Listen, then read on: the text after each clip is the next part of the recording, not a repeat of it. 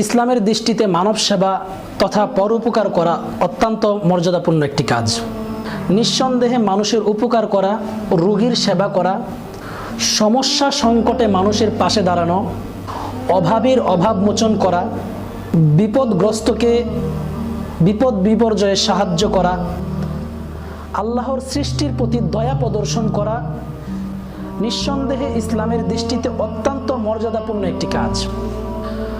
রাসূল সাল্লাল্লাহু আলাইহি ওয়াসাল্লাম হাদিসে বলেছেন, খয়রুন নাসি আনফাউহুম লিন-নাস, মানুষদের মধ্যে সর্বোত্তম তো সে ব্যক্তি যে মানব কল্যাণে অগ্রগামী।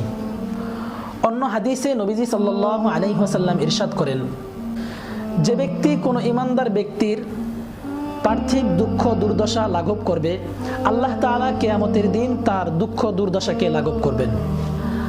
আর যে ব্যক্তি কোনো ঋণগ্রস্ত ব্যক্তির ঋণ পরিশোধে সহযোগিতা করবে, আল্লাহ তাআলা তার দুনিয়া ও আখিরাতের সকল বিষয়কে সহজ করে দিবেন।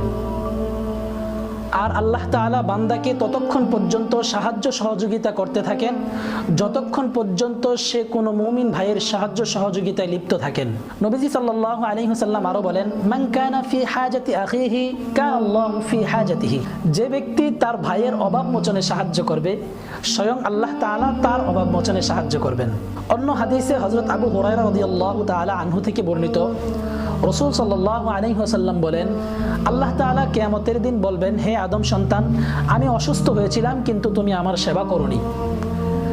তখন সে বলবে, হে আমার প্রতিপালক, আমি আপনার সেবা কিভাবে করতে পারি অথচ আপনি জগৎসমূহের প্রতিপালক।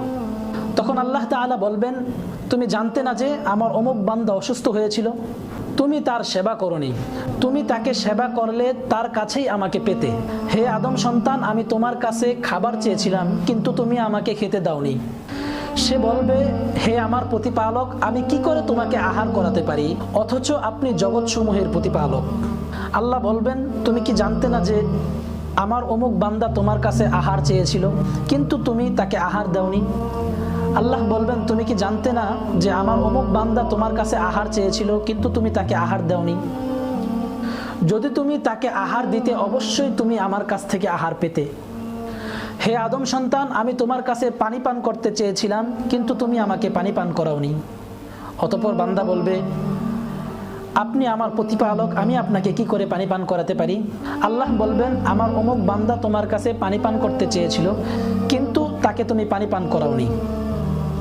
যদি তুমি তাকে পানি পান করাতে তাহলে অবশ্যই তুমি আমার কাছে পেতে। শুধু মানুষ নয়, পশু পাখির সেবা করা, তাদের পরিচর্যা করা, তাদেরকে খাদ্য পানি ইত্যাদি দেওয়া ইসলামে অত্যন্ত মর্যাদাপূর্ণ একটি কাজ। যেমন হাদিসে ইরশাদ হয়েছে, একজন বেশ্যা নারী একটি কুকুরকে পানি পান করানোর মাধ্যমে আর একজন নারী একটি বিড়ালকে পরিচর্যার মাধ্যমে জান্নাত প্রাপ্ত হয়েছে। এ থেকে বোঝা গেল খেদমতে খলক তথা সৃষ্টির সেবা করা ইসলামে অত্যন্ত মর্যাদাপূর্ণ একটি সওয়াবের কাজ। তাই আসুন, আমাদের সামনে কোরবানি এসেছে, আমরা এই কোরবানি উপলক্ষ করে বেশি বেশি পরিমাণ আমরা আমাদের গরিব অসহায় মানুষদেরকে এবং রোগী অসুস্থদেরকে সেবা যত্ন করি, সৃষ্টির সেবা করি এবং সৃষ্টির সেবার মাধ্যমে আমরা আল্লাহ তাআলার প্রিয় বান্দা হই। আল্লাহ তাআলা আমাদেরকে বোঝার এবং আমল করার মতো তৌফিক দান করুক। আমিন।